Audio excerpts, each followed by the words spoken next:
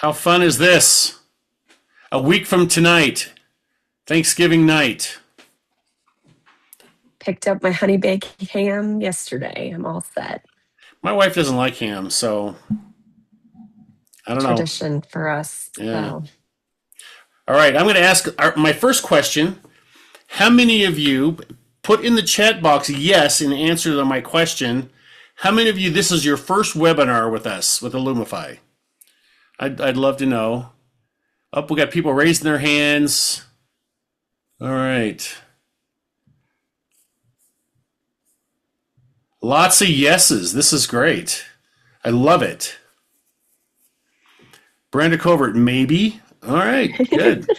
It's a definite can't maybe. remember. I love this. Got a lot of great people on here. Good. All right, next question. How many of you have launched a book already? Love to find out how many. And say I have, let's see here, Nikki Barlow, Yvonne, yeah, Yvonne, and Renee's here, one of our authors. Shanda Boardman, released and launched none, six. Released six, launched none. All right. Oh, Jamie Mansfield's on here. Jamie, I haven't seen you in so long. Um, all right. Phyllis Kester from the East Coast. It's late out there. All right. And now, how many of you plan to launch a book in the next 6 months? This is important. This is going to be good information for you tonight. Lots of people. 9 months. Good. I mean, to be here, you're at the right place. Planning ahead is good. All right. I do want to mention, I'm going to put in the chat box, just want to mention Illumify Media, we publish books. Our commitment to you is that your books can look, feel, and read like a HarperCollins or a Simon & Schuster book. I've worked on 70 books. I realized yesterday, I've been a theological editor on study Bibles.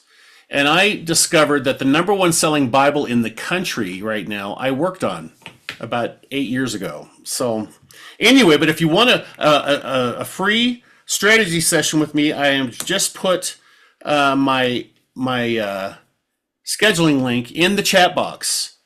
And I'd love to take time. I have a little bit of time next week. I'm going to take most of the week off, but I do have a few blocks of time on Monday, Tuesday, and Wednesday to help you just to talk through your book. And so the reason for our webinar tonight is, we've probably published 300 books in the last 10 years. And so many times I've had authors, they make an appointment with me and they go, now what? And they're really not sure what to do. They suffer from a failure to launch. And so I met Valerie Morris, 9 months ago, 8 months ago. Yeah. And the minute I talked to her, we were talking about book launches, and I'm like, this person actually knows what she's talking about. And really, of anybody I've worked with, I say this about Valerie all the time, I waited 10 years before I brought on Valerie as our marketing director, because she's the first person who understands marketing and books. And so she has reverse engineered the book launch process. So I'm going to introduce Valerie. If you have any words you want to say, go ahead and say something, and I'll start asking you some questions. Yeah. Well, I'll just say I've been doing book launch strategy with authors here very intently for the last 6 years after I launched my book. And I have seen a lot of different publishers over the years, different publishing scenarios from very self-published to working with some of the big names. And one of the common threads is a lot of people get the book made, they get it to print, and they don't think about the rest of like, what's next?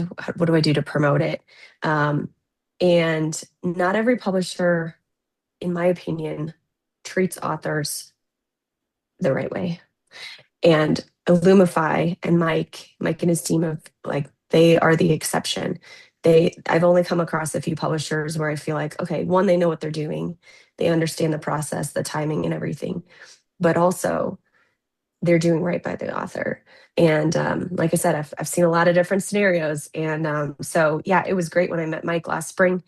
We met at a local conference, and there just was some great synergy here. So it's been fun working with so many of the Illumify authors here in the last year or so. So we got a bunch more authors launching soon. So really excited about that. And I'll just throw out there real quick for those of you listening, if I have to mute and cough, I apologize. My 3-year-old got our whole household sick in the last week. So I am getting over a cold, but happy to be here. And I got my water handy in case I start choking. So on that note, All right. thanks for having me tonight, Mike. Yeah, good. Thanks for joining us. So let's start out with the first mistake. What are common mistakes that authors make in launching their book? Yeah. So there's a lot of things that I've seen. I've been working on so many different launches. You see all sorts of things. Um, the biggest thing, and I kind of alluded to it a few minutes ago, was just authors not really realizing the next part of the process. They're so focused on just getting that book in hand or the ebook in visual, in that right format, that they kind of forget that there's this whole other part of the process to market your book and to promote your book. And I have seen a lot of people. I saw it for years, and then once I had my book out, I started paying more attention to the authors in my space. And I'll just preface this of my background, and I still do a lot of this today.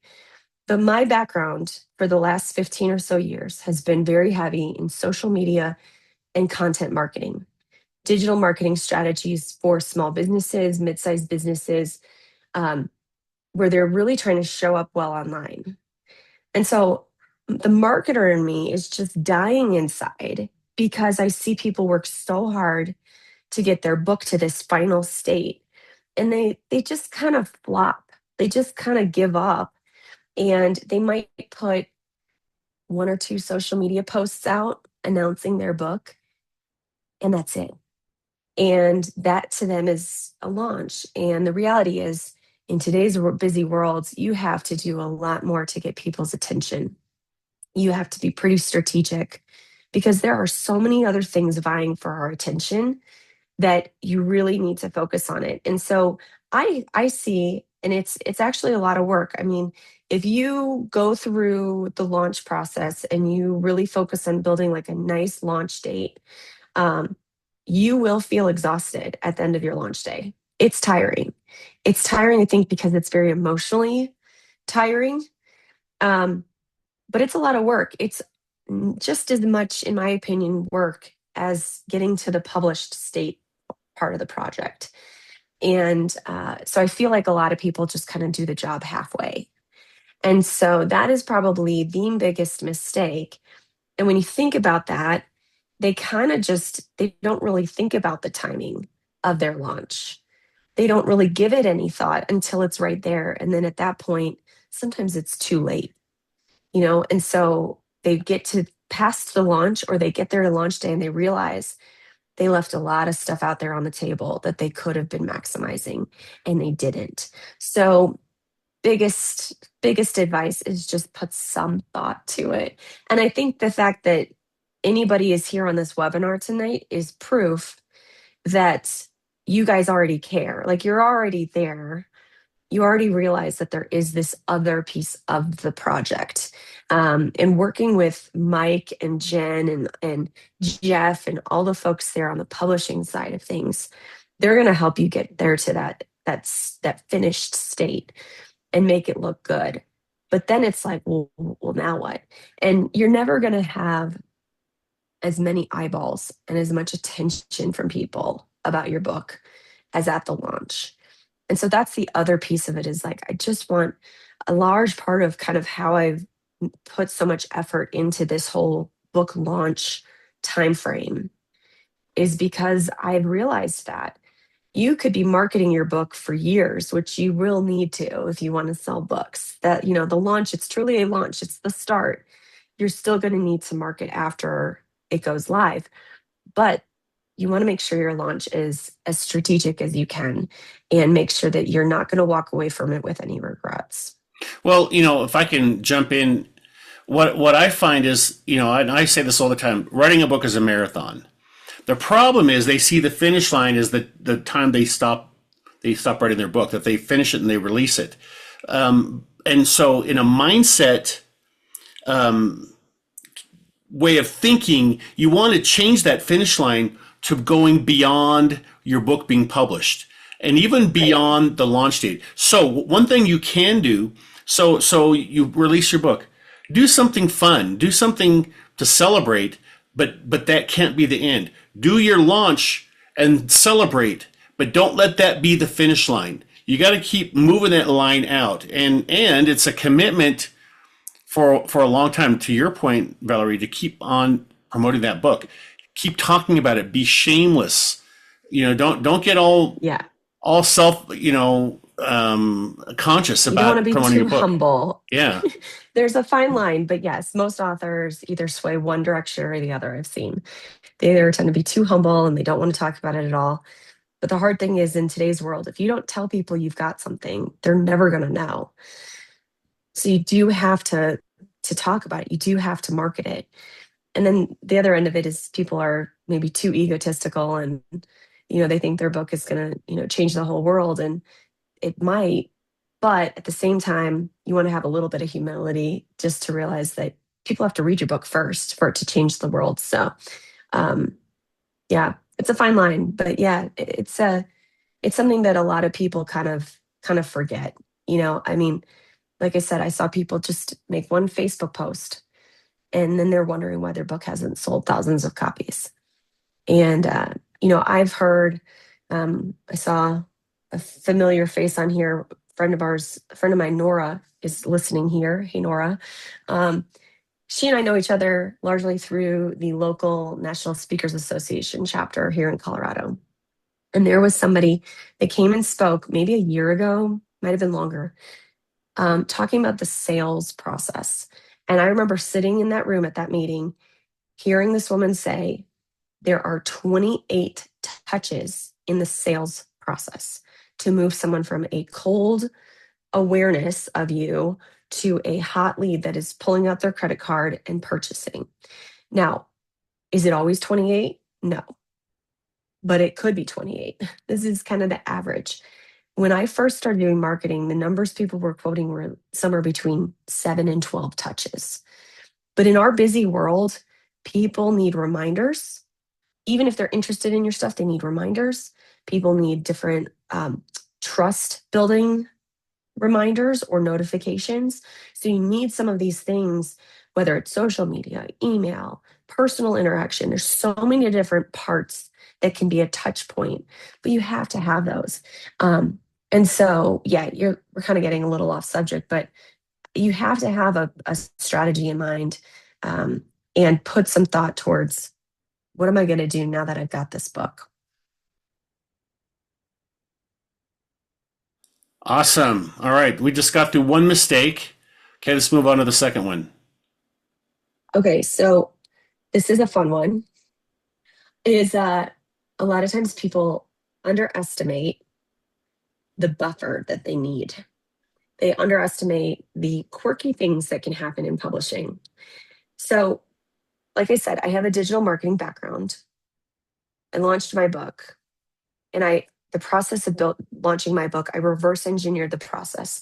The marketer in me wanted to know, how are all these other people that I see? What are they doing? Let me replicate that and figure out what they're doing that's working and apply that to my own launch. So when mine went really well, I had people reaching out to me saying, oh, could you help me with my launch? Could you help me with my client's launch? And so in the process of that, while I don't specialize in getting people's books to print day in and day out, I have jumped in on many occasions to do that. And I have seen not all, I'm sure Jen and Mike have seen more than me, but I have seen a lot of quirky things that happen with these publishing platforms. And in today's world, I'm sure all of us have experienced some level of one of those big platforms not working the way that it should, or we've interacted with a bot. And in today's world, a lot of the publishing platforms are approving the content with an automated bot that is running it through the initial checks. And so sometimes you see quirky things happen that are out of anybody's control. You can have the best publisher in the world that knows all of the tricks and secrets, and quirky things can happen. Um, I saw one book, it was the fourth book in the series. It was very clear that that author had written the first three. We were submitting the fourth book to get live, and it got stuck in disapproval, black hole circles. We were just running in circles. It took us 2 weeks to get that approved because we had to fight with the customer service to get a real person to take a look and realize that, yes, this is the right author. They are not plagiarizing someone else's book. Can I jump in there? Because Yeah. so we have a person joining us tonight, Bill, who we launched his book this last week. And over the weekend, he got a notice from KDP that they questioned that whether he had authored the book and whether he had the rights to it. And this happens about one every 5 times for us on KDP. Yeah. So, you can't let it jolt you. I mean, it happens. And so, and we knew what to do, and I gave him a letter, and Jen gave him a letter too. We both gave him a letter, and everything was okay. But stuff happens. And so the more that you work ahead on this whole process, the less stressful it will probably become. I've seen so many people that they're submitting their book, and some of these folks are self-published. And like I said, sometimes it's with other publishers I've seen in the past where it's very clear to me that they don't really understand how much time some of this takes. Days before their book goes live, or the public launch that we've told their whole network about. So my biggest advice, and any of the folks on this call that have worked with me, they know I like to have a couple weeks buffer between when you submit it and it's technically live and when you tell the world about it. Most people are not out searching for your book until you tell them where to go. Even famous people, but especially for some of us that are a little bit closer to earth, it's like, okay, I can submit my book, make sure everything looks perfect, and then have my launch, my public launch date that I am telling the world.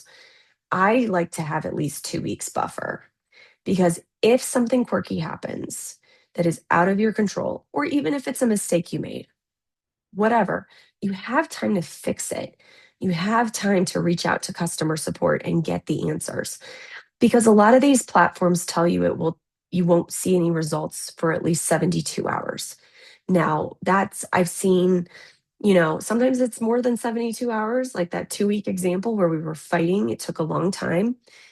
And they will tell you, well, you called yesterday. You need to wait 72 hours. So sometimes you need plenty of time. Sometimes they're resolved in a few hours. And you just don't know. It's kind of like trying to call Google. It's nearly impossible to call a Google rep to find out how to fix your Google business listing or your Google this or your Google that. Sometimes these big companies are very difficult to get a real person on the phone, and you have to jump through a lot of hoops, and you have to deal with the bots and the automation first before it escalates. So the biggest advice I have for people is to plan in some buffer. Worst case, you'll be ready. You'll feel less stressed. It'll be great. Worst case, you're dealing with some customer service issues. You deal with a glitch and you're not stressed as much because you have time to make sure that when you go public with your network, it all looks good. I do have a question. It's not Yeah. related to mistakes, but what do you recommend is more effective? An in-person book launch party or doing an online book launch? I think it depends on your network. I mean, someone like me, I've got friends that live all over the country, even some overseas.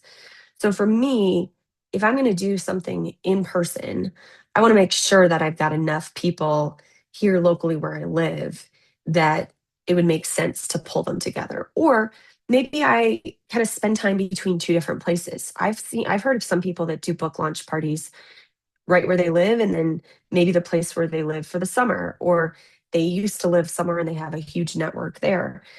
It all comes down to what makes sense for your network. I definitely think you need to do the virtual. I mean, to me, that feels like a no brainer. That said, I do not recommend doing your public virtual launch day the same day as your in person book book launch party. Stagger it by at least a few days, or you could stagger it by a week or two. Um, there's no necessarily no there's not necessarily a rule that says your in-person launch party has to be the exact day that it goes live, um, because at least the way I recommend approaching your launch is a very relational way where you're using your book as a tool to help you engage with your network. And so if you're doing that appropriately, even an extrovert is going to probably be a little exhausted by the end of launch day or the launch days right after your book goes live.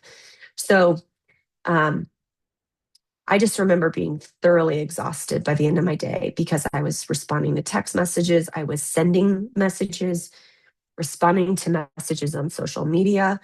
Um, I was very relational with how I was interacting with people. And by the end of my launch day with my book, I was like, get me off a screen. I'm done. I'm done with this. But it was a great day. Don't get me wrong, but I was tired. If you're not as into the relationship side of it as I was, maybe you could do an in person on the same day. But I just know from planning parties, and I am planning a 5-year-old's birthday party in 2 weeks. Um, and I'm already kind of swimming with like the logistics of getting the food ready, the decorations, making sure the venue's clean and ready, and all the things. It's a lot of work to do a live event. So I would say stagger it if you can. Good. Let's keep moving forward. I just told everybody in the chat box we're going to take time for questions a little bit later. So we'll keep marching on. Great. Okay, so mistake number 3 is I kind of alluded to this earlier. You know, the person that posts one time and expects 1,000 copies to be sold of their book. And the reality is that consistency and repetition are vital in today's world for selling books. So we mentioned it, 28 touch points.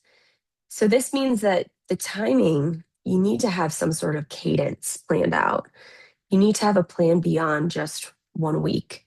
So that's why we put social media strategy into place. A lot of our clients, were talking to them about email marketing. You know, are you building an email list?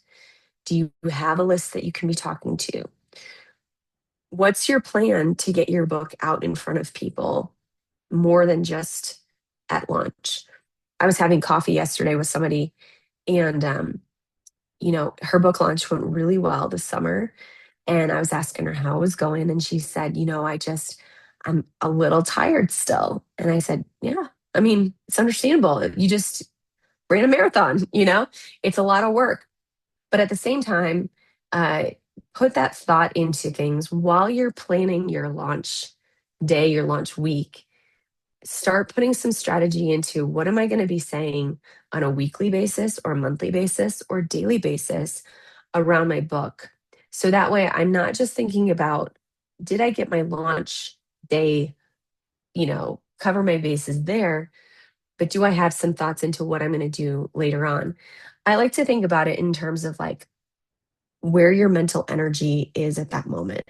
So while your brain is thinking about strategic stuff for your book, start mapping out some ideas of what you want to say for the weeks and months following while you're already in that mode of thinking.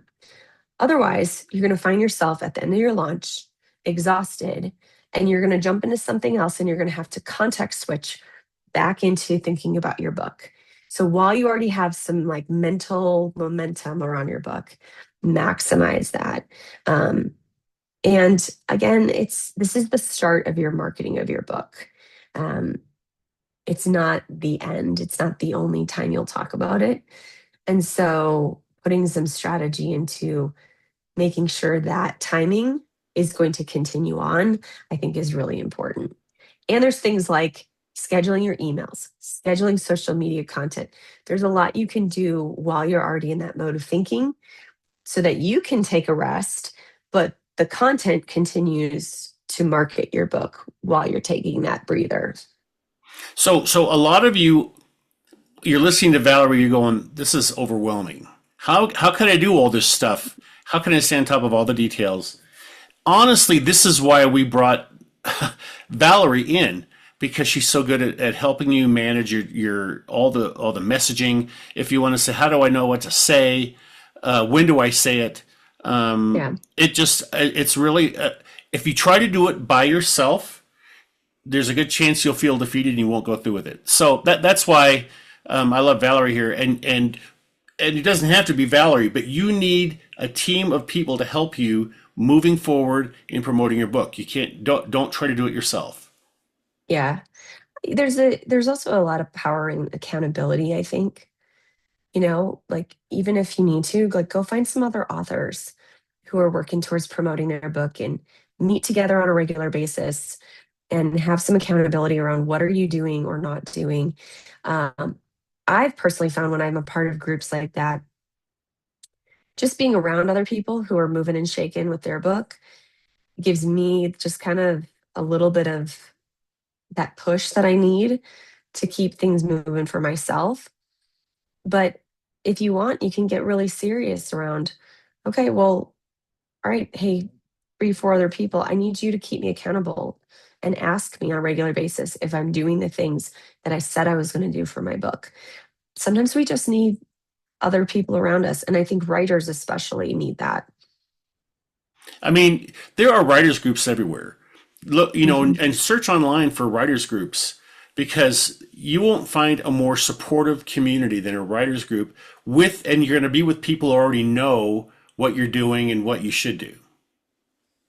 Yeah.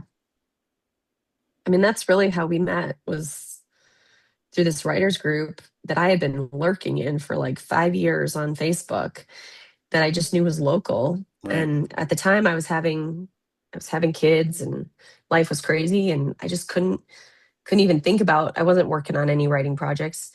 And last spring, it was all right, I've got some bandwidth. I think I can kind of come up for air and this writers group was putting on this conference and that's how we got to know each other. Right. I'd probably seen a lot of your content in that group and not even really realized who exactly you are.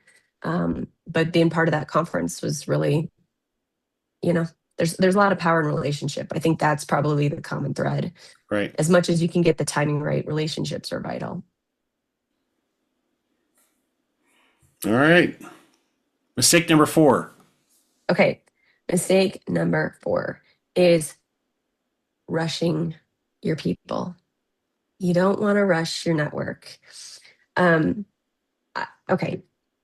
We, with all of these Illumify authors, and Bill, if you're listening, you saw the power of this last week with your launch. Um, I'm a big fan, and I've done this now with 70 plus launches. Like I've seen it work time and time again, different genres, different types of books, different lengths of books. There's power in employing your network to help you out. We do this by building launch teams. And what's cool about this is you go into your launch day knowing you've got a ton of people who have already raised their hand and said, I'm ready to help, put me in, coach. And so, but the problem there is that the biggest thing I see with people is that they kind of get their launch team employed, and I say employed, but they're all volunteers. They get them in the mix way too close to their launch date. So I typically like to say we need to start thinking about this at least 2 months before your public launch date. And depending upon where you are in the publishing process, you've got a lot of other things happening at the same time, a lot of other balls that you're juggling. You're having to approve certain things. There's a lot of like final things that are happening. But one of the mistakes I see is people waiting too close to the launch date. And what's hard about that is you want to think about the people in your team.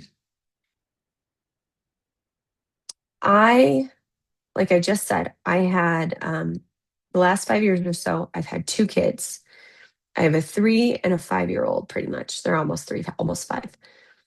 So for me, if it had been 3 years ago and Michael invited me to be on his launch team, but he told me that the launch was next week and he wanted me to do certain things to prepare. Usually we ask people to read an excerpt of the book. I probably would have been like, nope, I can't do that. A week, you're asking me to read anything, even if it's 5 pages in a week? No way. Because sometimes in life, we have different seasons where life is crazy and it could be any age. I mean, you've got an aging parent you're working through, you have a death in the family, you're moving between one house to another. People have different things going on, and you have no idea what somebody's dealing with. So there's kind of this sweet spot of figuring out I want to give people enough time so they can do what I'm asking. I can send them some reminders and stay on top of them, regardless of how busy life is during that 2 month window. But also, you don't want to give people too much time. So, like, I was invited, or yeah, I was invited. I was part of this guy's network. He put the call out, hey, join my launch team. And I joined it. And it was 6 months out from the date that his book was launching. And first of all, I was confused. I was like, wait, when is his book launching? All these other authors that I've been part of launch teams for, their launch was within the first, like the next couple of months. It was pretty soon. So that it was like, oh, well, I know what I'm doing a month or two from now. Like, I could commit to this. Um, 6 months. And he signed everyone who signed up to be on his launch team, they added them to their project management software and added you to tasks. And so next thing I know, it was a weird feeling too. I was like, am I doing free labor for this person? It felt like I'm supposed to be like reviewing podcast episodes and blog posts and stuff like that. And I was like, I'm just on a launch team. What is this? It was so bizarre, but it confused me to the point where I just ghosted them. I just I didn't say anything, but I did not participate anymore. And that's the last thing you want with your launch is to have people just kind of say they're on board, but then just kind of fade and ignore because you're counting on them. Like you're looking at your numbers and you're like, I got 100 people on my launch team. I'm expecting all 100 to do X, Y, and Z, which will get me to certain results. You are counting on that. And so if you're kind of making things too complicated or giving them too much or too little time, your numbers are not completely accurate. So keep that in mind. On the flip side, I had one guy invite me to be part of his launch team, never told me when it was. Next thing I know, Friday afternoon, I get a copy of not just an excerpt, but his entire book to read for him to launch the next day on a Saturday, which you and I both know, Michael, like I'm not a fan of launching a book on a weekend. People are distracted. Like, don't do a weekend. I beg of you. But this guy did it on a weekend with less than 24 hours notice, asking us to read his book, to be able to post a review and help buy his book. And I was like, I I don't have time for that today. And even if I did have time, I don't have time to read a whole book. Like, give me a small piece. Maybe I could do it. It just felt really overwhelming. And so my approach towards all of this stuff when it comes to the launch and the marketing is to really get inside the head of your prime customer and also your network. If they've signed up to help you, put yourself in their shoes. Maybe they have all the time in the world and they'll read it and be ready and have weeks to spare, which I know happened a lot with the launches that we had in the last month.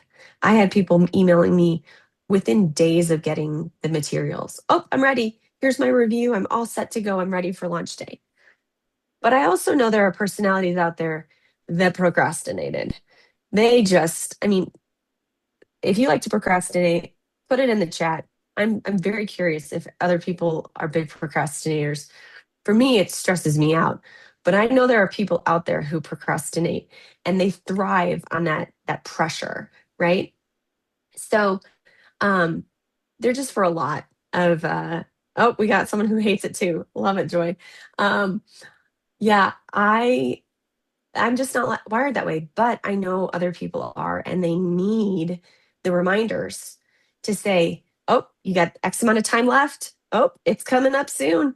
And not to mention, people are just busy. So, biggest mistake is just not giving people enough time.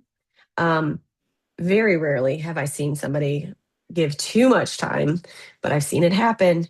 So, it's kind of finding that sweet spot, but really just getting aware with what's going on in your world. Are people needing a little bit of extra time?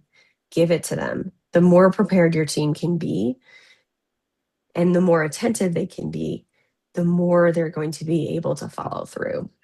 Well, what this makes me think about, because you are making an ask, you're asking for a favor of people who love you, and so what you want to do is you want to make it as easy as possible for them to respond.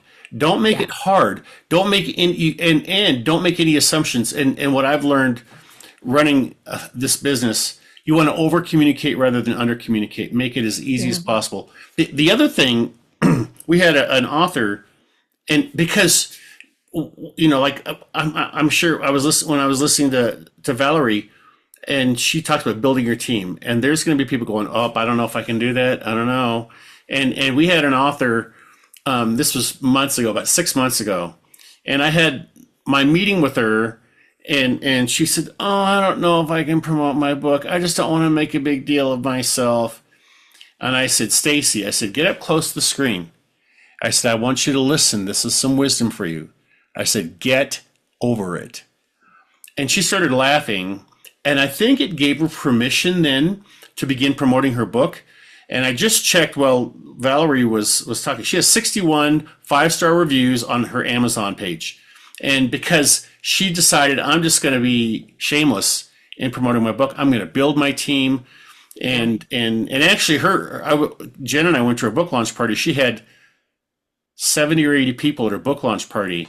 And anyway, but you've got to get over yourself, and your book's going to help people. You want to, it's not about you. And so you want to Yeah. build your team, and don't get freaked out when you ask people. Here's the other thing, because people want to see you succeed. They're for your success. They're not against your. Yeah. I mean, anybody who's going to be negative and a Debbie Downer, don't ask them to be on your team. But you'd be surprised how many people are actually committed to your success. Those are people you want to invite to your launch team. Yeah. Yeah. And when I think about some of that kind of stuff that you're just talking about, I try to get over the imposter syndrome and kind of shying away with the thought process of, if you truly believe in what you wrote, you really believe that someone could be encouraged or challenged or entertained by what you put out. If you really believe in what you wrote, you got to put it out there. Someone else needs to hear your book. In her case, her book was all around recovering from trauma. And you look at that and you're like, that book can really help people. And by not telling the world about it, are you hindering someone from their own healing journey? Like when you start putting things in that perspective, it becomes not about you and more around your book actually making a difference. And so I also think, too, one of the things that I tell people when we think about building kind of a launch team who's going to help do certain things, and the nice thing is they've already raised their hand and said, yes, I'm going to help. So you go into your launch day knowing you got 50, 60, 100 people behind you who are going to take action and do certain things for you. Um, the nice thing is, um, they might be your ideal person to read the book. They might be your ideal reader. They might not be. And that's okay because they might know other people who need to read your book. and they can help be a spokesperson for your book and share it with others. Um, with my book launch, my great aunt Carol joined my team. She was a retired school principal and former teacher. Retired. She didn't care about digital marketing, but she joined my launch team and helped buy my book, write a review. She was sharing about it because she cared about me. And who knows who in her network she knows who's a business owner, has a personal brand they're looking to build up. You just never know who knows someone who could be beneficial or benefited by your book.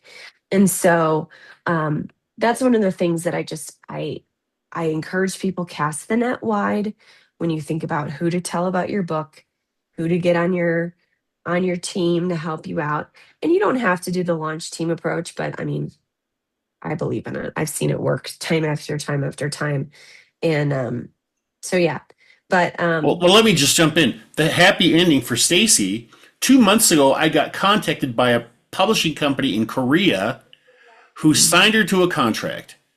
So now her book is being translated and released in Korea because she decided she was going to go for it. yeah. Yeah. And she's been going for it too. I mean, we've been getting her booked on all sorts of shows and interviews to promote her book even further. And I mean, she's all in for it. It's amazing. So, yeah, Let's yeah, jump it's to been the next fun. mistake because we got some questions here. I know. Yeah, we got some questions we got to jump to. Okay, so last mistake I see people making when it comes to timing is overthinking things, and they almost it's almost like a failure to launch kind of thing because they're overthinking things too much, and they're so stressed about, have I done things in the right time at the absolute perfect time? Did I do all the right things? That they kind of just do nothing, or they obsess and they research all the things and they get overwhelmed because there's a lot of stuff out there. When you start researching book marketing, there's all sorts of companies that are promising you X number of reviews for this. And, some of it feels a little too good to be true, in my opinion. Um, but there's a lot of different options you can make when it comes to marketing your book. And so it can feel a little overwhelming. And so one of the things that we've done is we put together a whole checklist of things that, you know, we've got this process built out with the launch team that we've seen work time and time again. And there's a lot that we do for you, if we can take care of it and it's part of the process, like, we'll do it. But there are just some things that come best from you. If you are the face of your book, there's only so much that I can promote somebody's book for it being effective. At some point, you've got to get out there and talk about your own book. And so we have like a whole checklist of things. And a lot of these are just kind of common marketing, basic best practices. And some of these are things that can only happen once your book is live. And so as I've gone through this process with authors so many times, I kind of have compiled this and I add to it from time to time of different things that you as the author can and should do. And it's up to you how much of it you want to do. You don't have to do everything. But what I love about it is whenever I've given it to authors, it just kind of takes the pressure off of like, oh, I don't need to stay up all night, sleeplessly tossing and turning, thinking about, have I done enough, or have I researched this enough? And do I have this figured out? Am I making the most of my launch day and launch week and doing the right things at the right time? And so, like, one example I'll just put, once you have a live link for your book and you're ready to start talking about it, put it in your email signature. Easy spot to promote your book, mention it. Mine's in all of the emails that I send. And it's just kind of this subtle thing. I forget about it half the time. Most people don't even look at it, but it's a simple way to promote your book in a very non salesy way. That's an example of something. I can't put it in my email signature for somebody else. I'm not your admin to have like, it's not like I'm reading every author's inbox and can do that for them, but it's a simple thing that you can do once you have it live. So that's just a small example of the kinds of things that will encourage people to do and to be thinking about. You could be reading thousands of articles and listen to all the podcasts about book marketing and all the things. And some people still do that. Some people still want to do that. But the nice thing is, like, with our authors, we at least give them this starting point of like, here's where to think. Here's what to think about. If you don't want to stress any further, we got you covered. And I've just found that having that has been so helpful for the authors that I'm helping launch. Um, it just takes a lot of the brain cells out, and you just don't have to stress about it as much. So yeah, when it comes to timing things out, maximizing that launch day and launch week is really important. And so that's why that checklist has been so helpful for people. Um, just to know, like, have I walked away from my launch day, my launch week, doing as much as I can as the face of this book? So, yeah. That's great. Well, this is a time you can start adding your questions. Mark Gurley asked, if you are providing an excerpt to read for the launch team, are you sending them a printed copy of the book or just a chapter out of the manuscript? I typically just send them an excerpt. So some people will send multiple chapters. I think usually multiple chapters is helpful, but I think it depends on the format of your book and how many chapters you got and all that. You want enough that somebody's going to be able to write a review for your book and feel like, with integrity, I haven't read this whole book, but I could write to Valerie's style and her tone and where she's going with it, and kind of speak intelligently about it. There's on every launch, there's always some people that are like, I'm going to read the whole book before I post a review. And that's okay. I mean, you're going to have those people, but yeah, the excerpt kind of makes it nice and easy. I had one person, her book was like 350 pages, and her excerpt, um, what she wanted to include was over 100 pages. And I was just like, whoa. I had people messaging me back, and they were like, is this the excerpt or is this the whole book? They were so confused. I was like, nope, it's an excerpt. The book is pretty big. But just the psychology of, you want to give people enough. Again, it's with the timing. You want to give people enough, but not too much. It's like the Goldilocks thing. It's like, you want to give them enough that they can understand, but not too much to where they're overwhelmed, and also to where they're not going to want to buy the book. There is a little bit there. I've worked with some people where they've given the book away beforehand, and what's hard is people don't really have a huge incentive to then go purchase their own copy of it. And depending upon your network, they might still go buy your book, but a lot of people might not. I've seen both scenarios happen. Well, and so we're talking about Amazon reviews because that's the vast majority. Yeah. And the best way to get a review is a verified purchase. So you're asking your launch team to purchase a copy of your book, ebook or print book. Yeah. And we never mandate it. I mean, there's really not a way that you can like really tell if somebody actually bought your book, but um, most people, if they know you, most people will help you out. All right. They'll go buy a book. So our next question comes from a really good friend, Steve Teal. And he says, I think you need to understand what the launch team is supposed to do. Yeah. I mean, you can have your team do all sorts of things, like edit podcast episodes for you and proof blog posts, but I wouldn't recommend it. I recommend keeping it pretty simple. The main thing I want the launch team to do is to post reviews for me or for the author. That's the biggest thing that I care about, because the reviews are going to sit there for the lifetime of the book. I mean, unless you take it down or you get really, you know, you get really, you're walking an edge with Amazon and they flag your account, those reviews are going to sit up there. Um, and so if you do any sort of marketing later on, you've got reviews that you can point to, or when strangers come check out your book, there's all this proof that your book is amazing and that people should check it out. So I always ask people to post reviews. I encourage them to share about the book too. That's the biggest thing. If you have a bunch of people talking about the the book on your behalf during your launch week, then you have the ability to kind of have this fear of missing out happening. And then again, a lot of people will buy the book. You can't really enforce that, but um, most people will buy it as well. I like to keep it pretty simple.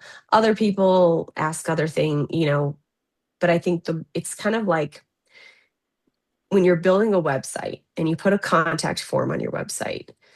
General marketing practices, the less somebody has to fill out, the better your opt-in is going to be.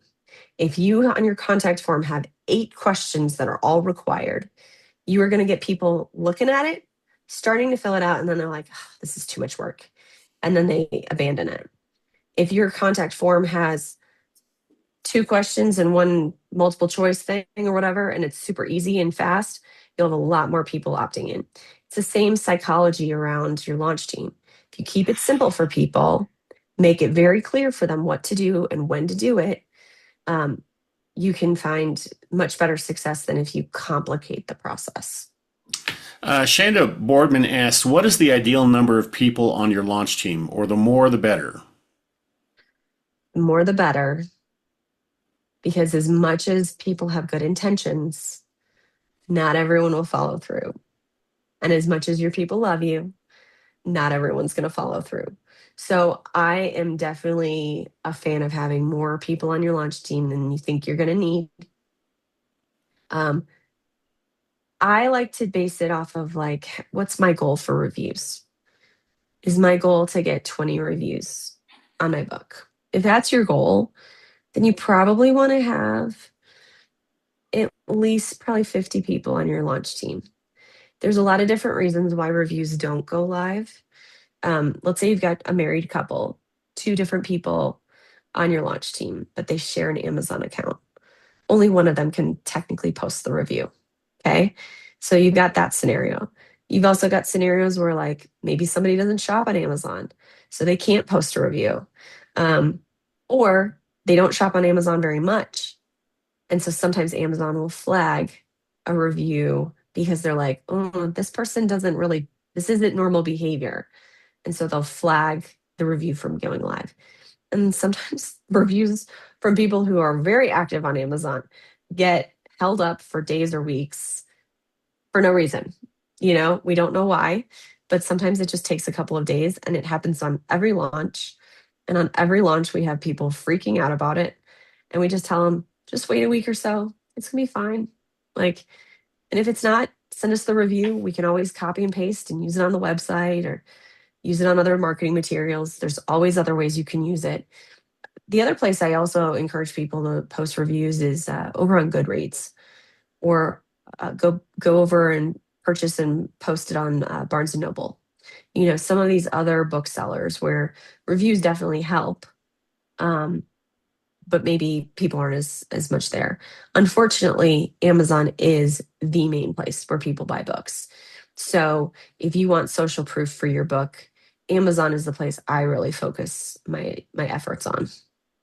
Michael Dittman is asked the question, what comes with the book launch coaching you do with Illumify? So we've done different scenarios. Like, we've had some clients that just want coaching and they're managing their stuff on their own. But one of the key packages that Michael does with folks has essentially, I come in and I act as your launch manager. What's cool about that is, as soon as people sign up for your launch team, then I handle all the communication with your launch team.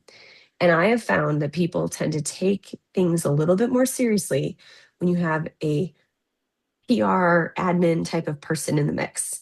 They don't know me, but they're like, oh, Michael has people. I'm going to take this a little bit more seriously. This isn't just some homespun book launch that Michael's slapping together. He's got like a real, like, this is a legit thing. So I act as the launch manager, and I tell your team what to do when, communicate all of that. We do a lot of research around how to position your book the best way. We coach you on what you should do and when, how to build up your team. We build all the scripts. We try to make it as easy on the author as possible. And a lot of times, I mean, there's some authors where they don't always pay attention the first time. So we have lots of conversations around how this all works. So it's definitely it's fun too. I mean, I get to see the author from this whole process. And the cool thing too is as the author, you get to focus on being the face of the book and the things that only you can do. You get to focus on your relationships and making sure that you've got your ducks in a row for the things you want to do. And I can help wrangle your folks. The other nice thing about it is for anybody who's dealing with imposter syndrome or doesn't want to be the one saying, go buy my book, you don't have to, because I'm telling them to go buy your book. It's a, that's my job. Um, and so I don't care. I don't know your friends and family or your, colleagues or your neighbor or your high school friend from back in the day. I can be the one saying, okay, team, this is what you're going to do. And for me, there's not an emotional connection there where I'm like, "Oh, I can't tell them to go do this." It just, yeah. And remember, a lot of these people have already raised their hand and said they're willing to help. So you're just keeping them accountable to what they said they're going to do.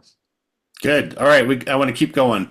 Barbie, who I know and love, what if you write multiple books? Do you do a book launch for every one of them? In my opinion, yes. But I think the timing of that is important because I will say I've helped people launch like second editions of a book and their network was not the biggest. So they were essentially tapping into the same people who had already read almost the same book from before. That one was a really hard one to get people actually excited about buying the second book because they were like, I mean, I kind of have that book already. So I would just keep in mind, I have another author who he has multiple books that are coming out. And we're kind of calling it an impact team instead of just a launch team because we're really going to be employing them to help us with, we're going to assume that they're on board for the future books. They've been a part of the first two. We're going to assume they're part of the next three. But even though his books are all ready, we are spacing out when they are officially launching to be strategic based on the topic of the book and also giving his team a little bit of breathing room versus launching all five at once. Again, you're just going to dilute people's attention. And if you really want each book to get as many reviews and as much attention and sales as possible, you don't necessarily want people trying to decide between which of the five books am I going to buy. Because unfortunately, people are going to have that perspective. They're not going to go buy all five books. Some of them might, but a lot of them won't. They'll be like, which of these five do I buy? So don't dilute your efforts. I would space them out if I were you. It's great. Nevin Axelson asked, if you have people read the book or portions ahead of time, how can they be verified purchases on the first day? Well, they can buy the book and then within the next week or so, they can post their review. So, yeah, anybody can show up as that verified purchase. You can post, at least as of now, you can post a review without buying the book. It doesn't carry as much weight as far as Amazon's concerned, but you can have, like, people can post a review without purchasing it. And so you'll see that if you pay close enough attention to lists of reviews on books. But it is possible. So people can still help even if money's tight or, for whatever reason, maybe they were gifted a book and they didn't want to buy another copy or whatever. Like we just don't always know what's going on with people's lives, but you do have some options there. And, you want people to take action effectively as soon as you can, right? You're making all this effort to get your book out there. You want to get the reviews while you got their attention. But at the same time, there's lots of people that will buy the book and then weeks later post the review. But yeah, there's, again, keeping people's attention spans. That's probably the hardest thing in this whole process. So we've got two more questions and then we'll wrap it up. And I'm going to jump down to Marla's question, then Bill, because Marla's is about kind of like Barbie's question. I'm currently working on book 3 of a 3-book series. The first 2 came out a couple of years ago. When we publish the 3rd book, should it come out by itself and then work on a 3-book set? Okay, so sorry, repeat the question again. I'm currently working on book 3 of a 3-book series. The first two came out a couple of years ago. When we published the third book, should it come out by itself and then work on sell a three book set? Yeah, I would probably do the book itself. Yeah, I would probably do the book itself and then focus on the series as a bundle later. That way, that third book can get a lot of reviews as a standalone product, essentially on Amazon. Um, and what's nice about that, and I say this to people too, sometimes when they're like, my audiobook isn't ready yet.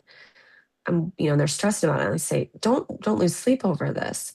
The fact that you have this as a bundle or an audiobook later is just another reason to talk about your book or your books. So staggering it is not necessarily a bad thing because it gives you something to talk about. So release the third book and then focus on the bundle and announce the bundle later. Good. Okay, this is our last question from Bill. How do you set up a launch party as it lost it here? How do you set up a launch party as it seems to me that the cost of facility, food, drinks likely far exceeds the gross sales? I am giving a signed copy at my real estate organization meetings as a drawing. It has created a lot of chatter and people say they are going to order. Yeah, that's also a reason why a lot of people focus on virtual launches as the primary thing. I've seen people do all sorts of creative things from like doing a launch in conjunction with an artist's gallery. And so it's not necessarily renting the facility, but it's giving kind of letting both networks kind of commingle for the event. I've seen people do it in coffee shops or like at a house concert. Like you can get creative with some of it. I also would encourage people to think about using your book as a tool. And so, yes, the cost of the actual book launch party might be a lot, but is that getting you in front of people that are going to help you with your real estate investments? Is your book opening up the doors to have conversations with people that you haven't had a conversation with in years? Or you've been wanting to talk to, but it's been awkward to open up that conversation. Um, just having something to invite people into can be incredibly powerful, even if they don't take you up on the offer, even if they can't come to your party. It's a reason to get in front of them. And so I am a big fan of just thinking about your book as this networking tool to help position yourself. Um, I know a guy, one of my good friends, he bought 2,000 copies of his book and they were sitting in his garage. And he said he went on a regular basis. Every week he would go to the post office and mail out 2 to 3 copies of his book. And he would send them to anyone he had a prospect conversation with. Now his business had a very nice parallel to his book. But Bill, knowing your book and just knowing that, I mean, I would say it's not directly connected to real estate, but at the same time, it's not completely unrelated in the sense that it's very personally connected to you. It's a very nice, polished book that presents you well. I would say send it as a gift to people on a regular basis. Use it as kind of that business card, if you will, that sits on people's desks that they're not going to throw away. Throw your business card for your real estate business in with it or a handwritten note to personalize it. It's just going to make the stickiness factor for your business that is paying probably a lot more money than what you're making from each book sale, a lot more sticky with people. Well, so Karen Bouchard, who's one of our coaches, she wrote a real live launch gives an opportunity for great photos of people excited about your book for social media posts. Now, the other thing, because I love book launch parties, all of our Illumify authors, if they're living in the Denver area, I go to every one of them, and I'm usually the MC. But one of the things I tell people, first of all, I give instructions about how to give an Amazon review. And because people, you can't say, if you say, well, I've known Joe Schmo all my life, or he's my brother-in-law, there's a chance that Amazon will pull it. But the other part that I like about these live events is I usually tell people, if you like this book, think about your friends. Do you have kids you may want to copy? And what I have found at book launch events, people buy 3, 4 books. And with our setup, you're making $10 to $12 a copy. So, if I mean, you can make 40, $50 off one person, by if they buy 3 or 4 books. Yeah. So, Yeah. Just think strategically, some of these things are investments, right? Like, what are you, and if you're going to go to all the trouble of doing something in person, try to maximize that as much as possible. To Karen's point, get a get a photographer out there. Get some great pictures of you talking with people, your book in different people's hands. All those things are things you can use on your website, social media, email campaigns, all sorts of stuff down the road. And again, you're not out, you're not probably not going to have a launch party or a party about your book a year or two down the road, right?